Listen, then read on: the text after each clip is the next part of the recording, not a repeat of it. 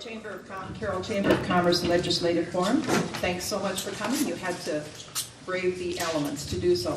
I just wanted to let you know I have my phone because our clock up here is gone. There's going to be a retreat later today in case you wanted to come back and retreat there for a while. So my name is Jean Ludwig. I'm with the Carroll Chamber of Commerce Legislative Committee. So the format of today's program will include prepared questions of the legislators, and then there will be time for questions from the floor. The forum will take approximately 1 hour. If your questions are not answered, the legislators will be available for a short time afterward, after the 11 o'clock hour, to answer them. So our speakers today are our Senator Mark Seekebard and our Representative Brian Best. So did you decide who's going to go first here? Okay, Brian is going to go first with their opening comments. Good morning, everybody. Just wanted to talk about a couple things that we worked on in the last week or two that were very important to me. And I guess as an audience, I might ask you a question. And you don't have to answer it today, obviously, but something to think about. And that question is to do with what they call the energy bill. And the energy bill is an omnibus bill that is coming to us. And I think the most controversial thing about this bill is that as of right now, I don't think the citizens of Iowa may know this, that in your energy bill, depending on who your electrical company is or your gas company, you might be paying up to about 5% of your bill is going to what they call the clean energy program. And what that does is that allows for a person who purchases a clean energy oven or water heater or washing machine, something that is very efficient. Sometimes you'll notice you're getting maybe a $100 rebate, or maybe you're getting a $200 rebate, maybe you almost get it for free. Well, I think a lot of folks just think, okay, this is something that the company or the electrical company is just doing out of the goodness of their heart. Well, that's not really what's going on. You're paying for it in your monthly payments. And so a lot of folks don't realize it. I'm not judging it as good or bad, but I think it's a conversation we need to have. Basically what it does is it does serve a purpose. The cleaner or the more efficient your energy system is, the less likely it is that we'll have to build another power plant, things like that. It keeps the overall usage at a minimum. And so, I think a lot of you folks know how to email me. I'd be interested in knowing what you think, because I think that there's good and bad about it. I do believe that as citizens of Iowa, you all deserve to know what you're paying out. And I think the question we need to ask is, do we support it or do we not? If we do not support it, I think there are ramifications of companies that, small businesses that really need this to go on with that in mind and being able to sell products. It could put them in a little bit of a disadvantage if folks aren't as willing to buy those products as they would have been otherwise if that goes away. So that's something I wanted to touch on. And then also, I hope you don't get tired of me talking about this, but Future Ready Iowa has gotten through the House and very successfully, and it passed unanimously. And Future Ready Iowa, for those of you who don't know, it's an act that is going to do, in a formalized way, get our folks who need skilled training, get that training for them. And it'll be in the form of some scholarships and some things that are helpful to get folks those skills that they need. It's going to work with high schools, and it's going to work with communities in the area trying to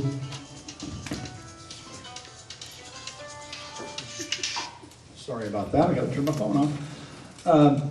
It's trying to get high schools and the professionals in the community to work together and get the kids that come out of these high schools the skills that they need to hopefully think about staying local and being entrepreneurs and doing things like electrical and plumbing and welding and getting those skills that are going to pay them quite well in the future, and hopefully keep them in the rural areas too, because we have kind of an urban flight going on in Iowa, and anything we can do to keep those kids local and build up our local communities would be great. So I was proud to be part of that. I actually was able to write a couple amendments on that bill that made it even better than what it was when it started out, and I was honored to be part of that program, or that process. So those are the two things I want to talk about, and I'll hand it over to Mark. Thank you, Brian. Well, welcome everyone. Glad to see you could make it this morning. Actually, I had a forum last weekend. What is it with the weather anyway? Last weekend it was in Storm Lake, and so it was 50 miles of an inch of ice. So I did what I rarely do and called them up and says, I'm not coming. So they canceled it. So here we again Saturday morning, and thankfully we don't have the ice. It's a little less snow over where I live than there is here, however. So what did we do in the Senate this week? Well, the week seemed to fly by. Just, I mean, it goes from Monday to Thursday in the blink of an eye anymore. We finished the bulk of our work this week on Wednesday after a long debate over the Second Amendment addition to the Iowa Constitution. The Second Amendment is the right to bear arms, and that took us a long time, but it was finally passed. And I think we passed without amendment the House version, so it probably goes to the governor's office now. And we also had the other major bill that took a lot of time on Wednesday night was House File 2456.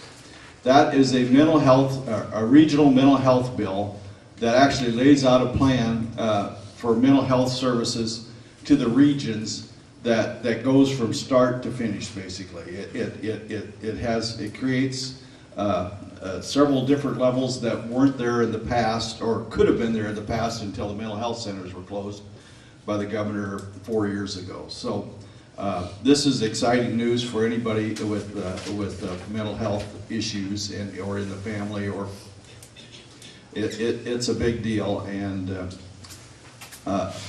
I think the bigger deal is yet to come, and that's how do we fund it, because there was no money attached to this bill.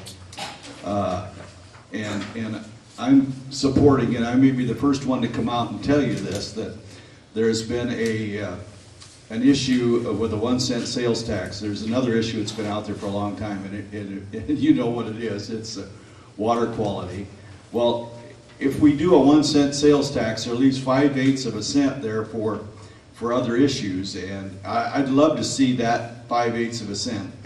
And ISAC, which is the State Association of Counties, actually promoting this idea, be used specifically for mental health issues. And this would help people and schools all across the state, because we all know the issues that we have in issues judicially and with children in school. And schools are always continually looking for help there in that issue, and quite frankly there hasn't been money to actually help them with that issue. So this could go a long ways to help that out. And while nobody has actually came out and said that before, I'm telling you that today, that I think that could very easily happen at the end of this session. So I think that's great news for mental health.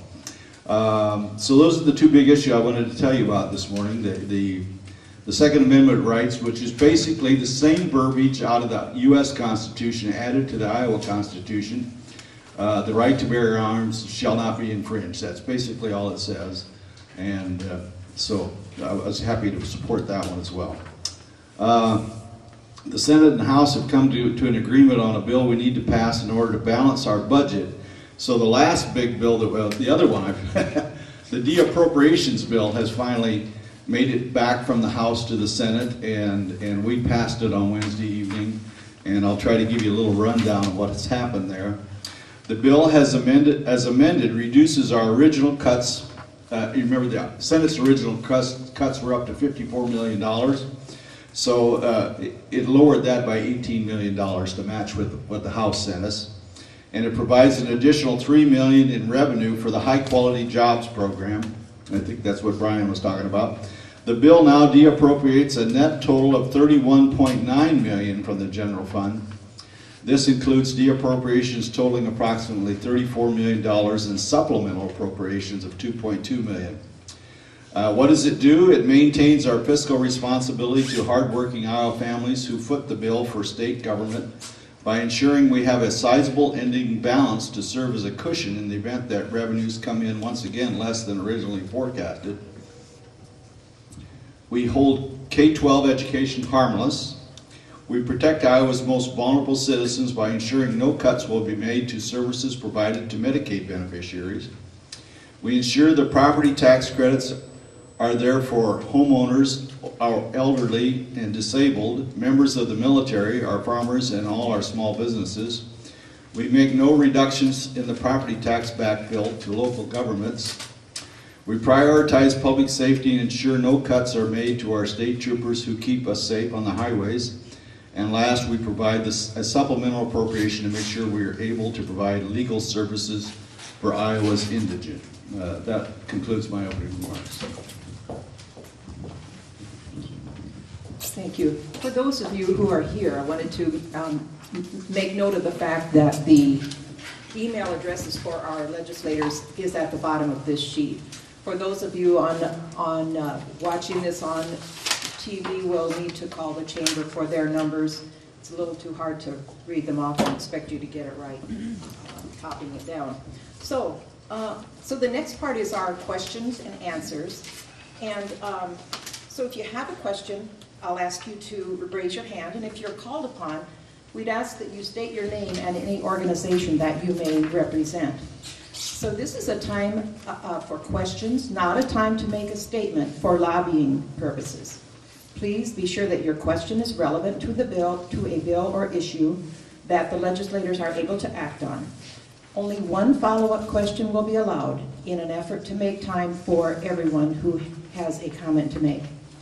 If you have something that you would like to discuss without a question, then we request that you speak with the legislators after the forum or contact them at another time. So at this time, we will ask for any questions. Yes. Leon Werner, I'm just representing myself. Excuse me, Leon, I'm sorry, would you stand up please and speak Well, it's real hard for loud? me to stand up. Oh, okay, then just speak loud. But a question for both of you. Oh, I'm sorry. That's right. Excuse me. Go ahead. I followed the wrong form here, but go ahead. We took, I think, about $11 million from our state universities, if I read the papers correctly on it. But at the same time, the DNR spent $8.2 million to buy new additional land. Now, how do you reconcile that? I mean, it's like saying, I'm going to go out and expand my business, but I don't have money to educate my kids. Is that kind of the way I read it, or who controls the DNR? You on the DNR, Brian? I'm not. Evidently, it's not Brian and I that control the DNR. I suspected that, but I mean, who does? Well, the legislature would have the final say on all that, I'm sure.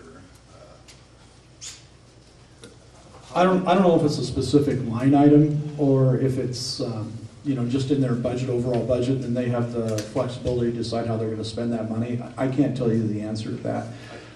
I can tell you that there's folks that are farmers that are a little bit concerned that they're going out and spending money and purchasing property, and to that extent, I guess competing against farmers to a certain degree. I think that the amount of acres that they purchased last year is maybe about 1,000. It's 4,000 something. 4,000 last year alone? Okay. I didn't know the exact answer, but I think it's fair to ask the question when they are complaining, or probably rightfully so, that they don't have really enough employees to take care of the things that they have now to do, why that we would add that many more acres for them to have to work on. So it's a conversation that comes up quite often, and I think there's some folks on the DNR committee that are looking at it. And again, since I'm not on the committee, I really can't comment about it any further than that. And I don't have a better answer other than the director of the DNR, which is Chuck Gibb, is probably oversees that DNR budget all the time, and I'll have to check into it why they have that money to do that, and they don't have money to inspect the facilities they're supposed to be inspecting. So.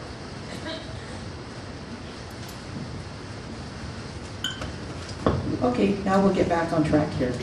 So the first question is, what is the latest with school choice bills, and what are your feelings about strengthening K-12 school choice options for Iowa families? Earlier this year, probably about, I don't know, it was 3 weeks ago approximately, the House Chair of Education, Walt Rogers, was working hard on trying to get a voucher bill passed, and he didn't have enough support in his committee to get it out of the committee. Myself, I'm in favor of all the good things we're doing right now. I do believe that the Lafferty Fund is a great thing. I'll always support that.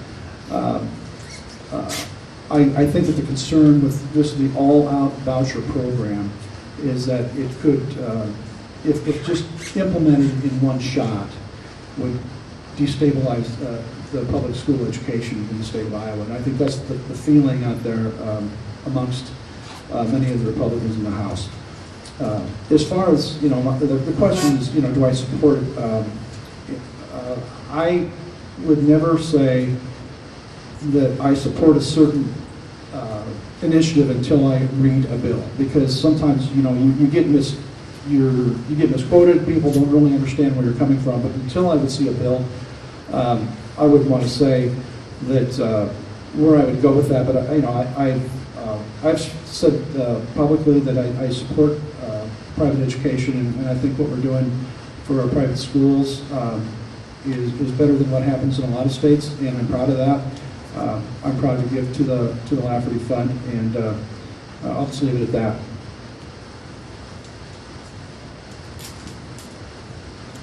Thanks, Brian. So here's what I know, and again, I'm not on the right committee here to really have all the answers to this question. But I know the bill itself is in Ways and Means because it's a tax. It changes taxing, and it's a money bill, so that means it goes to Ways and Means. No matter whether you think it should be in education or where it goes, that's where they all go. And any bill that goes there is funnel proof. So anything now on out after this last funnel it's got to be a money bill of some kind. To stay alive, it has to either go to Appropriations or the Ways and Means Committee. So what I know about the bill that's in the Senate, it deals with ESAs, and many are claiming it a voucher bill because what I think the structure that I've been hearing about sets up savings accounts that the state would put money into in your name so that you would control the money and where it would go. So that could be actually a program that could be statewide. And here it gets pretty muddy because this puts great fear into our public school systems if it goes there. But here's what it's done. It's came out of the subcommittee that was on it last week in Ways and Means. So it has moved that far. I'm not sure it's gone to the full committee there yet. But it's a bill, I'll tell you, that has been talked about in our caucus for many years, and this is our caucus's opportunity to move forward on it. And whether I vote for it or against it, I think it will pass the Senate. So, and currently, I probably would vote for it. So. Okay, our second question. Iowa's Main Street businesses are required to collect sales taxes, while many online out-of-state companies do not. Even Amazon, which is required to collect the state's 6% use tax, since they do have a physical presence in Iowa, is exempt from collecting the 1% local sales tax due to the way that Iowa's sales tax law is written. Do you support Governor Reynolds' proposal that puts Main Street businesses on a level playing field with out-of-state corporations? Yes, I do. This question came up last fall, I believe, before we went into session, when I was with a group of folks, and they asked me that question. And at that time, I really didn't know for sure how to answer that because I didn't know what effect it would have. But after thinking about this, we as a rural area are competing with for one thing, we compete with Des Moines and we compete with the urban areas. A lot of times folks go down there for their Christmas shopping and things like that. We compete with the internet, and internet is able to take full advantage of not, in most cases, not charging any tax at all. And so I'm definitely in favor of that, because we got to do whatever we can to help our Main Street businesses and put them on the same playing field as everybody else is at.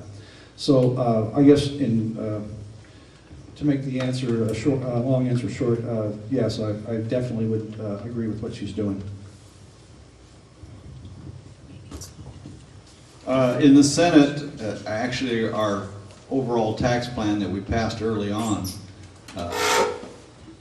did couple with the with internet sales to help Main Street businesses compete.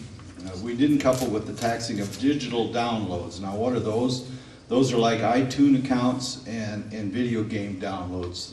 They were exempted from this bill, so we've already voted on that issue in the Senate, and it'll be part of the budget package for next year, which, again, we haven't started that process. We needed to do the de-appropes bill first to find out what the ending balances would be, so that we could set targets, they're called, for this year, the 19 budget. Targets are just numbers that are given to all the standing committee chairs and the appropriations committee on what they can spend for the next year. And it's based off of what the revenue estimating conference comes up with and what you have for an ending fund balance. So until we passed that bill last Wednesday night, we didn't know what the targets for the future will be. So really no work has really gone into trying to come up with numbers in all these standing committees, because there was no starting place. And so this really will start the process for appropriations and ways and means to help us figure out next year's budget.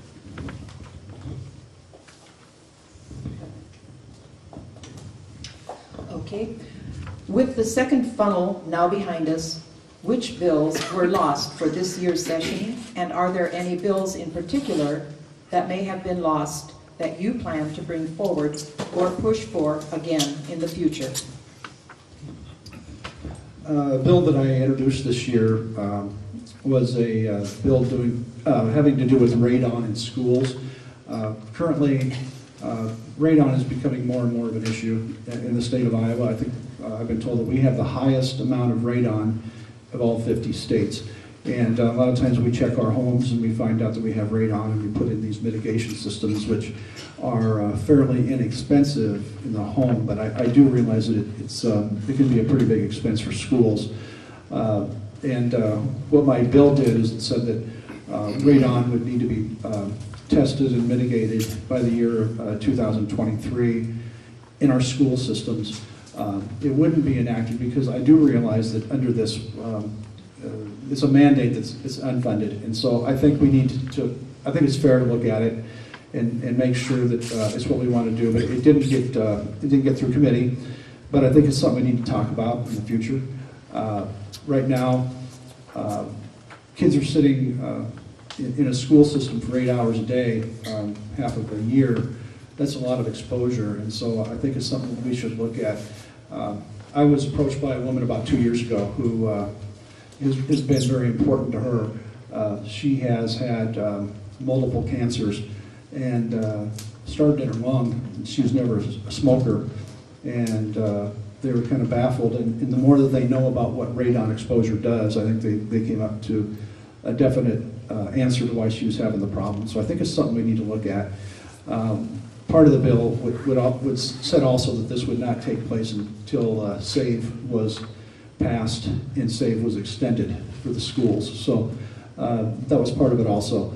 Another bill that I've been working on, and it got there kind of late, is the CDL for the county bill, I guess you'd call it. Basically what it does is it allows the county treasurer to charge up to $50 for a CDL within the county. And it doesn't say that they shall, it says that they may. There's a big difference between shall bills and may bills. So if a county treasurer, I don't know how many treasurers there are that actually do CDLs in the state of Iowa. I'm sure it's a fairly small amount because it doesn't pay them enough to make it worth their time. And basically what's happened is the county, citizens of the county are paying for that because the state, like when we lost our DOT station, everything went to the county treasurer. And so realistically, those costs are going on to the taxpayer of the county. So we had this conversation about 2 or 3 months ago in a meeting, and there's some local folks that have to test semi-drivers who said that they would be interested in doing that because what's going on now is they're sending semi-driver or folks that have to take the test to drive a semi are going sometimes as far as Fort Dodge. I think Audubon has one, but it's always really full. And even in Des Moines right now, the CDL DOT stations are so full that I've been told they're 4 to 6 weeks back. And so for somebody who has that need and can't get that need taken care of, it's kind of a bad deal. And so I think this is something that might be fair.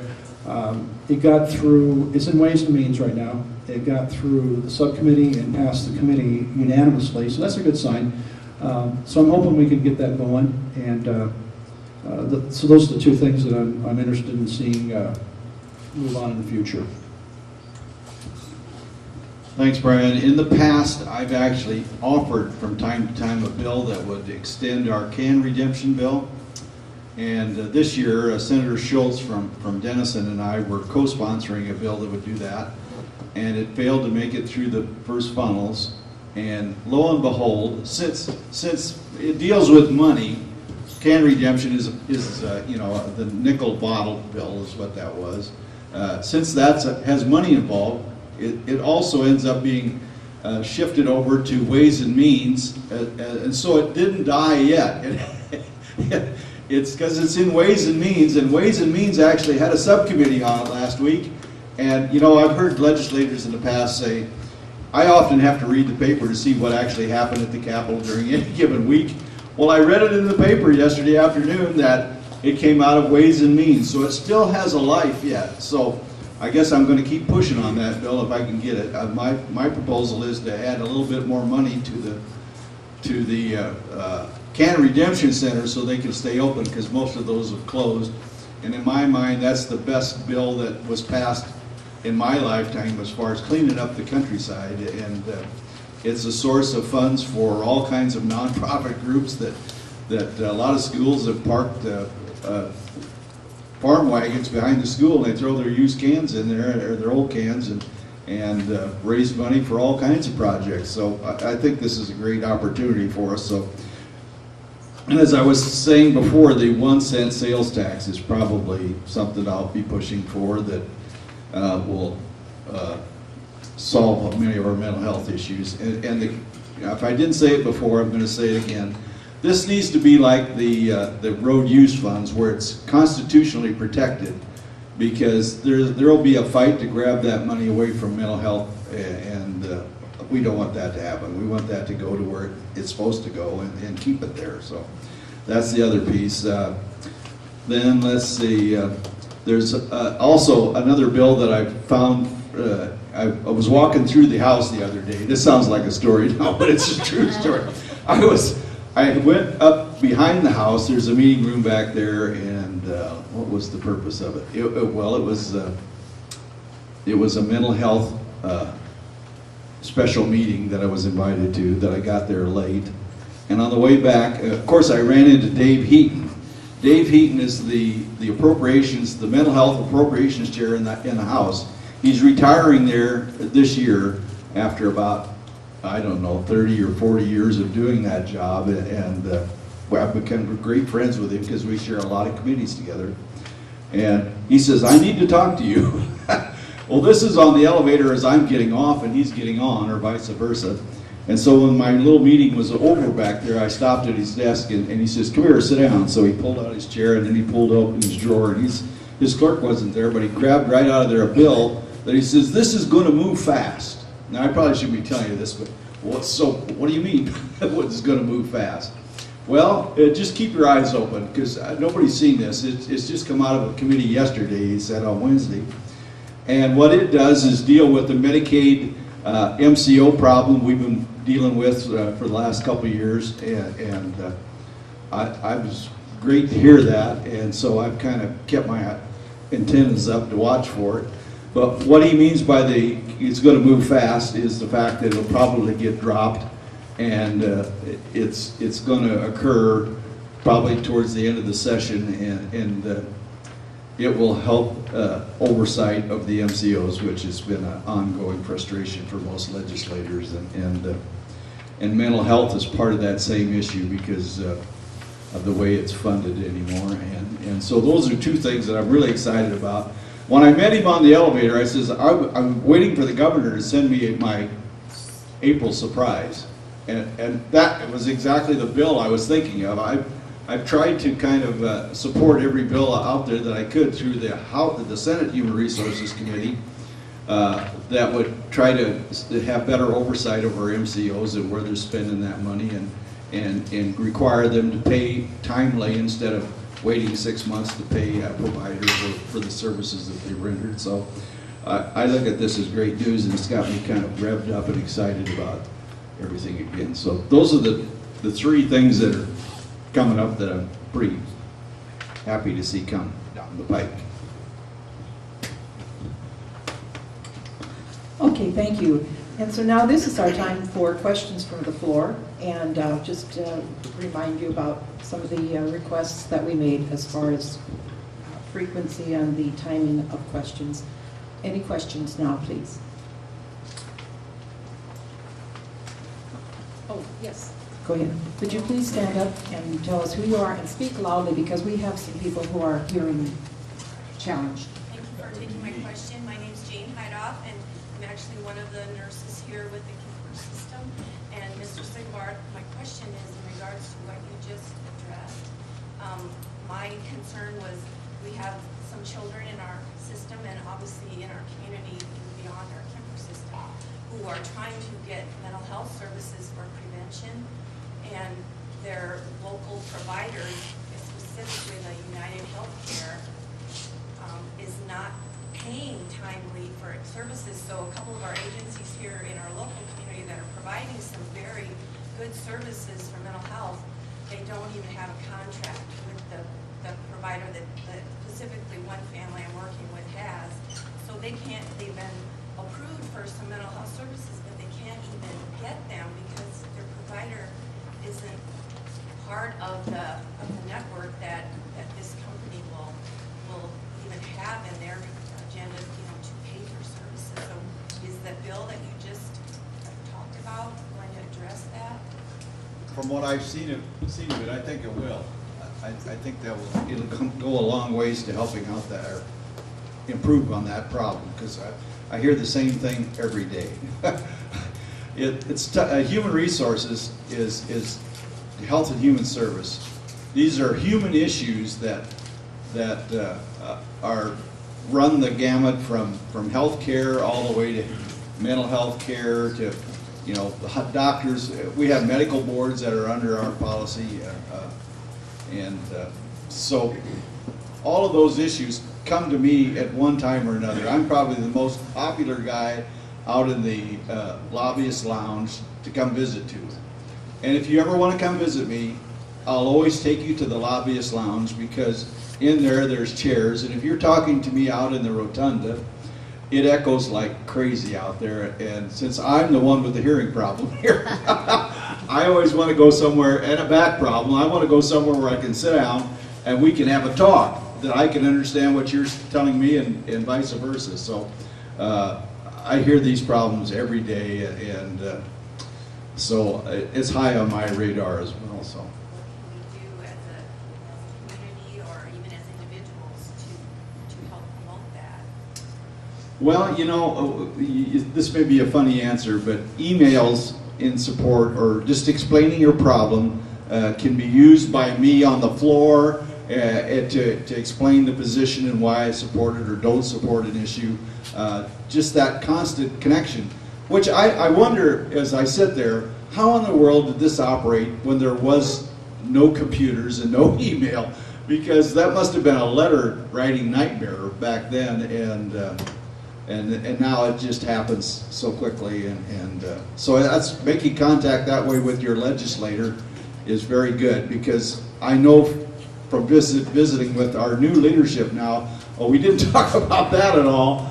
Of course, you knew that a week ago, Bill Dix resigned. He was the majority leader. That's sort of big news, and I failed to mention it. And we have Jack Whitford now as our majority leader, and Charles Snyder, who's from West Des Moines, as our president of the Senate. So that's my recommendation. So thank you.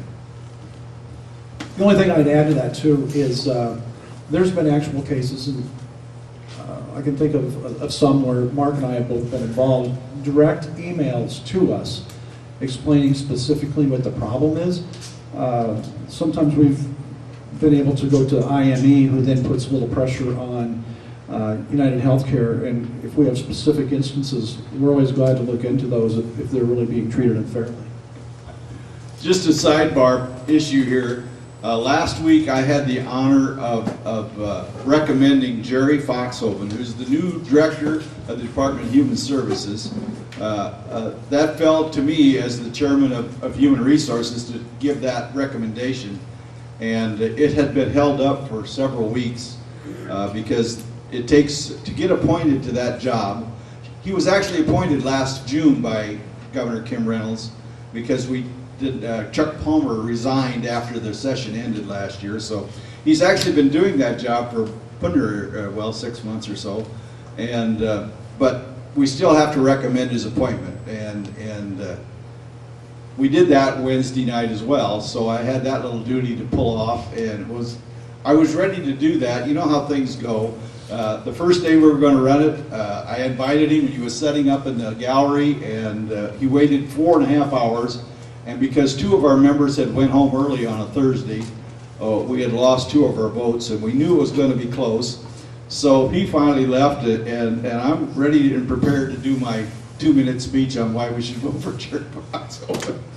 And it didn't happen. Well, it's been on, this is the 3rd time it's been on the agenda. It was the other day, so I'm going, gee, where did I put that 2-minute speech? You know, how that goes. And will it happen today or won't it? So it's kind of a roller coaster of adrenaline is what that is. And if you've ever been through the roller coaster of adrenaline, you know at the end of the day you're completely wiped out. So it wiped me out for about 2.5 weeks. Okay, thank you. Our next question, yes, please. Jeff Ronsvall. I spent 26 years with the state health department, and we outsource our funding as well, like MCOs. Any serious consideration to looking at those organizations for what they are and say, we're done with you, it's enough? We have 3 people in our office that did the job of a big MCO once it was outsourced. They did a better job.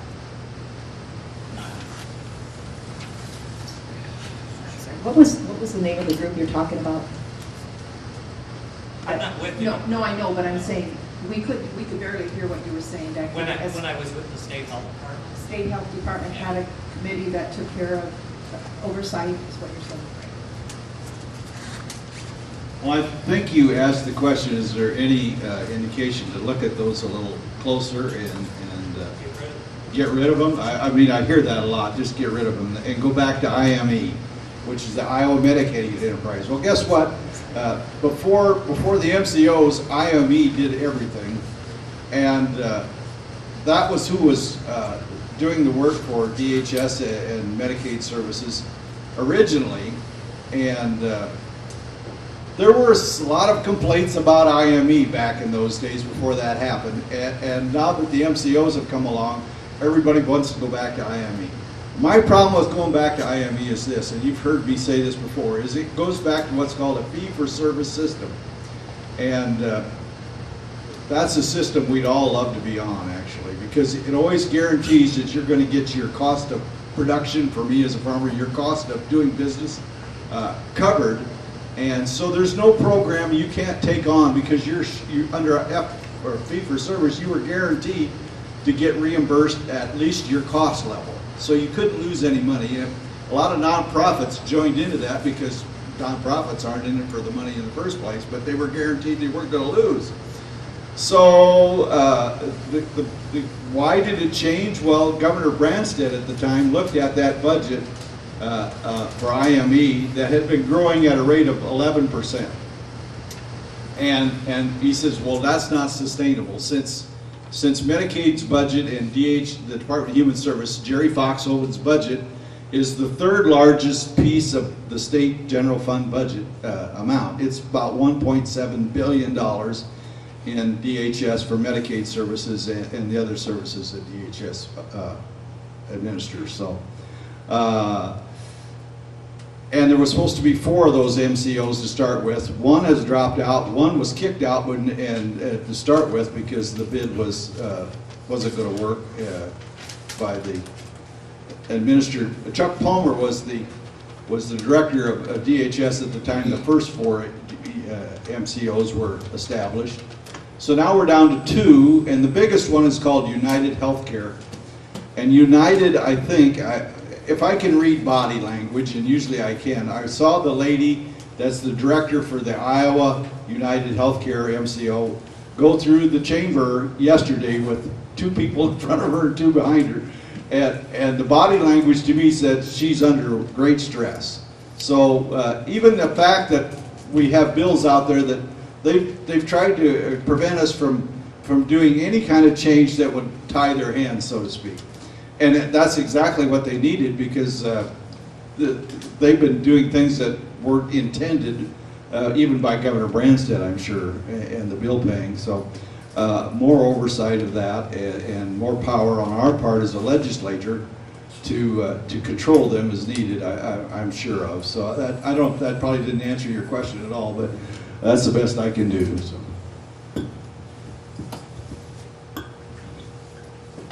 Okay, our next question. Yes, Mike. I'm Michael Davis, and I'm representing myself. In light of the tariff wars that have been proposed last week, have the legislators considered any effect of what farmers may end up as a result of these tariff wars, where exports may be cut back 10 to 30% on pork, soybeans, corn in the next budget year, and the resulting drop in farmers' income? I think that information is probably trying to be gathered right now. I haven't heard anything, and I don't know if the REC will have, information about that. That's a revenue estimating conference. They get together and kind of figure out our budget for next year, or the amount of money that the state will take in based on those types of figures. I think it has the ability to be really, really tough on the economy in Iowa, because I think we've all heard that part of China's intention is to hurt soybean farmers, or hurt soybean exports, which would be, it could be a really bad thing for everybody in the state of Iowa. So all I can say is I hope that this comes to a conclusion and gets worked out between the president and China. But at this point, there's not really a whole lot I could tell you that an actual dollar amount that we can predict. I think Brian's absolutely right. The Revenue Estimating Conference is going to have their hands full in trying to figure out where this one is going. Luckily, they meet only quarterly, and we base our budgets off of the lowest of the December estimate and the March estimate. So as the farming community goes in Iowa, so goes Iowa. And typically Iowa, when the rest of the country is really doing well, Iowa's just sort of percolating along here and not really doing better or worse. And so if this has a down effect on Iowa farming, we really don't know the answer to that question. Some think it's actually going to improve it. But we're taking a whole new tack on our foreign policy at this time, and who knows what it will do. It will improve jobs, it will create jobs, and but what it means for the farm economy in Iowa, I don't know that. I've been reading my farm magazines as often as possible, and I read both sides of that story. So hopefully it'll be good news. And corn prices, the only good news I can think of is corn went up to $3.60 here about 2 weeks ago, and I sold new crop. And my banker says, well, I'll let you loan up to $3.40. So I guess, hey, that's like fee for service.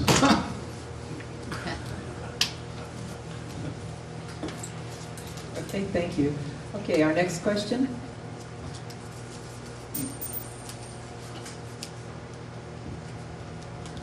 Yes. My name is Neil Bach. I'm a member of the Board of Supervisors of Carroll County, and my question has to do with the backfill that you said you'd give us, like in 2013, for reduction in property taxes for industrial and commercial. It's my understanding that your legislature's thinking about discontinuing funding that, which will bring it back to the property tax rolls, the city, the county, and the schools. So my question specifically is your stance on that. It's a hot button issue down at the state house, and I think the feeling is, and I wasn't there when it passed, but I think there's a realization that the state, with the money we have to take in, was in the business of funding both state and local. And I think there's a little bit of hesitation about what we can do for the local governments when we have so many parts of the state government that are hurting. The judicial has been taking hits every year. Education hardly ever gets, status quo has kind of been the story for the last couple of years. Now I think that there's been some folks that want to do, I believe, a third this coming fiscal year and a third over a 3-year course. Myself, I would still prefer, if we're going to do this, to hold you harmless in 2019 and maybe go to a 20% over 5 years. And I've told our leadership that many times. I have a feeling that the governor would much prefer to do that than to go a third, and a third, based on conversations. But where this ends up, as of today, I can't tell you. And where we're at a week from now might be a whole different story. There might be some clarity in what's going to happen. But obviously, that's driven by the Appropriations Committee and the leadership. Those things are. But anyway, I'm telling you how I feel about it. Well, we get this question every week, Neil, and so I should have a pat answer by now, but I really don't, because there really is no pat answer to this problem. It was established in 2013. What happened then was commercial property tax. This is property that the manufacturers, small businesses, all would pay, were taxed at the highest rate. It was at a rate that was higher than for downtown Des Moines. The rates down in downtown Des Moines were higher than New York City.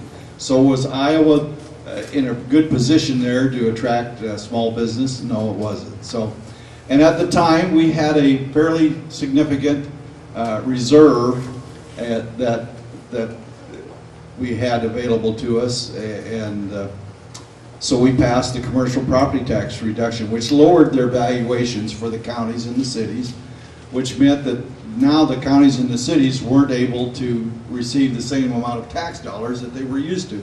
So the backfill was the attempt by the state to put those monies back in their accounts.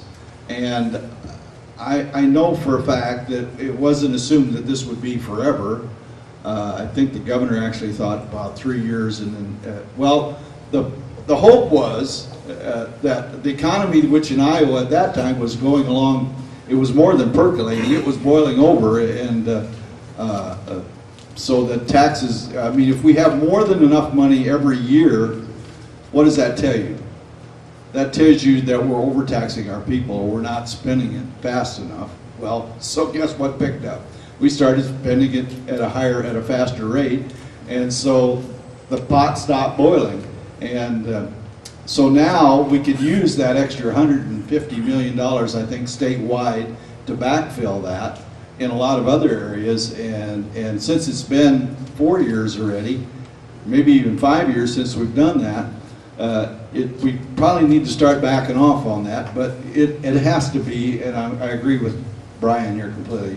I would have liked to have seen it done maybe over a 5-year period so that you could adjust for it, and then not throw surprise packages at you after you finish your budget. So the de-appropriates bill, as you heard, completely pays this year's backfill. So we should be fine in this year of 2018. So. Okay. Go ahead, John. John Brocklesby, I represent myself, and I'm going to ask the same question I did of both of you last time I was sitting in this audience. The explanation you just gave me, Senator, says there's no way in hell you should be thinking about cutting taxes. Can you explain to me, both of you, why you still support that? I think I've said previously, and the taxes that I think are fair to be cut are what they call the windfall taxes that we're going to get based on the federal taxes that are going to be reduced to Iowa taxpayers.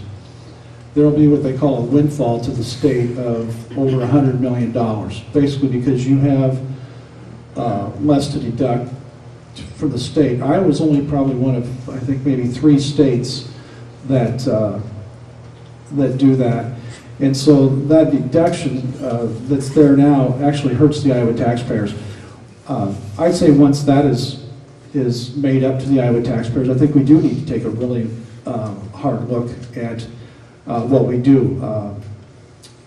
We have buildings in the state of Iowa that are in bad shape. We don't. The historical building needs work. The veterinary clinic at Iowa State needs some help. Those are big agendas for the state. And so my feeling is once we get that windfall sent back to the taxpayers, which really is a wash, it's neutral. It's not. I wouldn't necessarily even call that a lessening in taxes. It's just making it fair so that your federal the less that you pay in federal taxes, it affects your Iowa taxes. So I think that's fair. Other than that, I think we need to take a really hard look at what we do after that. Well, the same question gets asked every week, and for me, it's pretty simple. We've been doing the same thing over and over and expecting different results. And Iowa, as I've said, kind of goes with the flow. It doesn't really follow the national economy. So what we have is, by expanding the programs we have, we've put more people on the government bandwagon, so to speak. And there's fewer and fewer left to pull that wagon, and so we need to increase the size of the number of taxpayers in the state, and the best way to do that is promote job creation, not necessarily government job creation, which is a sticky wicket, so to speak. If government job creation doesn't really put more money in the state's coffers, it takes more out. So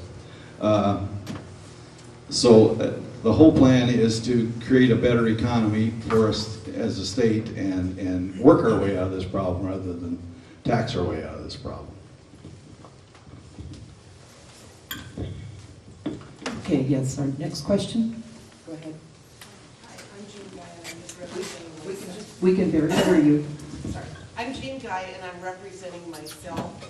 And I'm just wondering, and maybe this goes, or maybe it goes with the last question, but why don't we just take that $100 million and pay some of the things that we're cutting, like give more money back to the colleges, maybe give more money to our water and so forth like that, you know, to our water quality, since the people probably won't even miss it, really, if they haven't got it, and just try to shore up some of the things that we're a little bit short on right now as far as funding.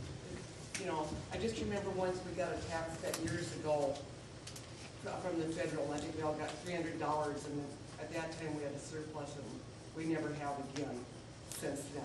And I just wondered, why don't we just take care of what we need to? Hey, it's extra money, people don't really notice it, let's just take care of some of our other needs. The House has always had a standing rule, and I've learned most of what I know from the House, so maybe I should have been a representative, but I'm not running, trying.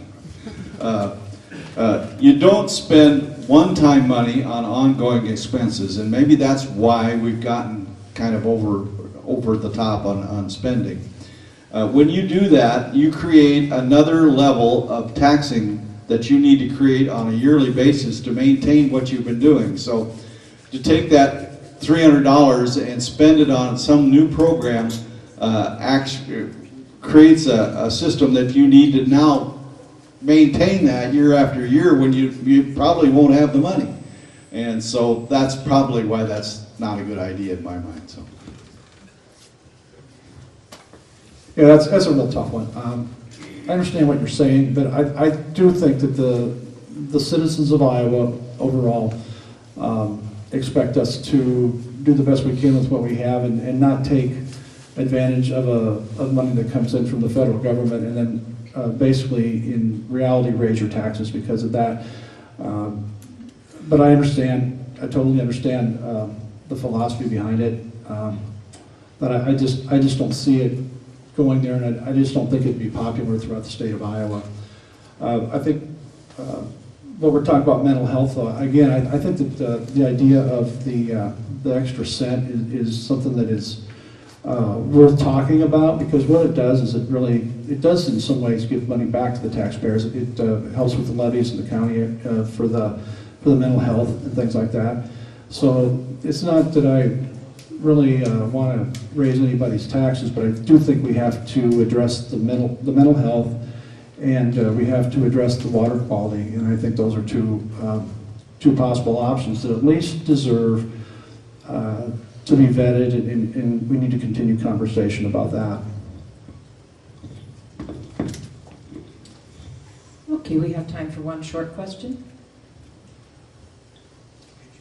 Yes. I'm Marty Helberg. I represent myself. I'm a businessman here in Carroll. Representative Best and Senator Sigewart, I thank you for what you're doing in Des Moines. I especially thank you for giving of your free time on a Saturday to bring government out to us. I have one point I would like some assurance from you. You know, I know because of the sexual harassment thing we had to pay out $1.75 million of our taxpayers' funds in the Senator Dix situation. You know, in private business, we have to take care of that. We have training programs for that and everything. Can you assure me that this is it? Whether there won't be any more of this occurring? Oh my God, I hope so. And I'll tell you what, it's crazy.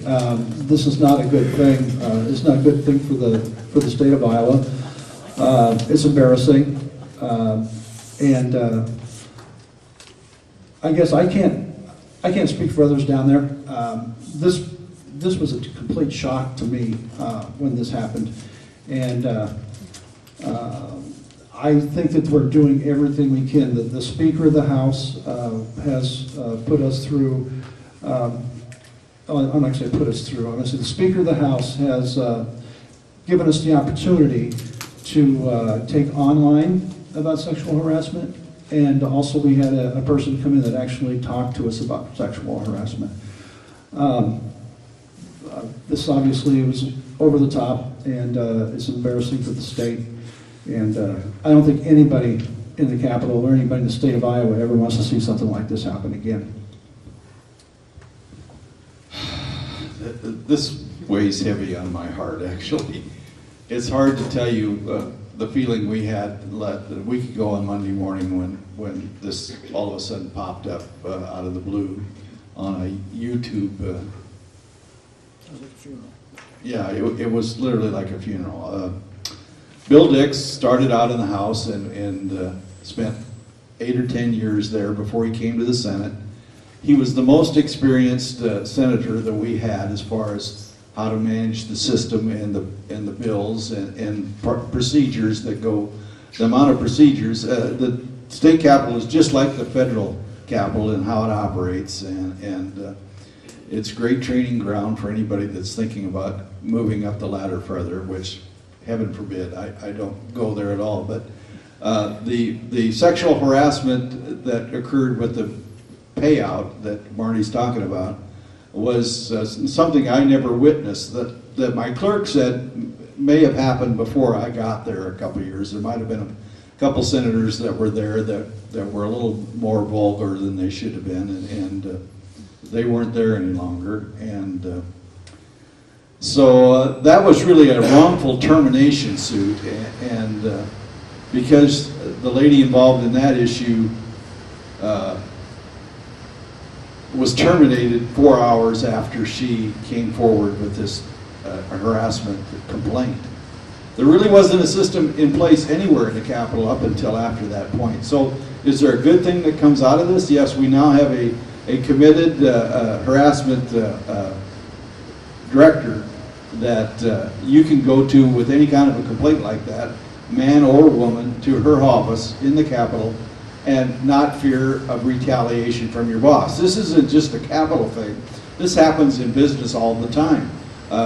It basically happened in our county offices over when I was county supervisor. Now I've just opened a can of but it was, I mean, it's harassment in general.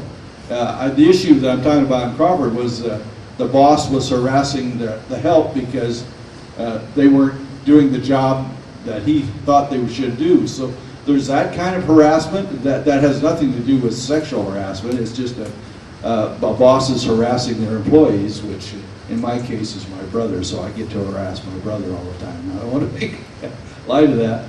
But this next issue with Bill Dix was something that doesn't pass the smell test with me, actually, because this was a known person that Bill Dix knew the woman involved in this issue long before that event ever occurred, and the fact that somebody's there, I mean, everybody carries a video camera in their pocket now, and why that was a setup in my mind completely. And but he did the right thing. He immediately resigned and said, well, when you see it on black and white or in color, living color, it's pretty hard to argue against that. So he did what he thought was right and resigned at that point. But you got to remember, legislators are people too. Some of them are quite arrogant people, and others are quite humble. And when you get humans involved, here we go back, human resources. When you get humans involved in anything, things can happen. And so I apologize for it. I've apologized every week here, every time it's come up in the last forums. And we've got to do better. I know that. So we'll keep working on it. Thank you very much. Well, that's the end of our time for our forum today. I'd like to introduce our host for the day, John Steffes for Kemper High School, and we want to thank you for having us here, and we appreciate it very much.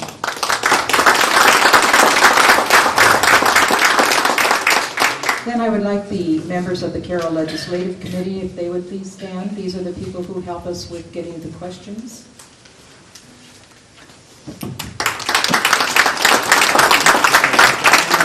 Thank you very much. Our next forum will be April 7th at St. Anthony Hospital here in Carroll, and we thank you for your time today.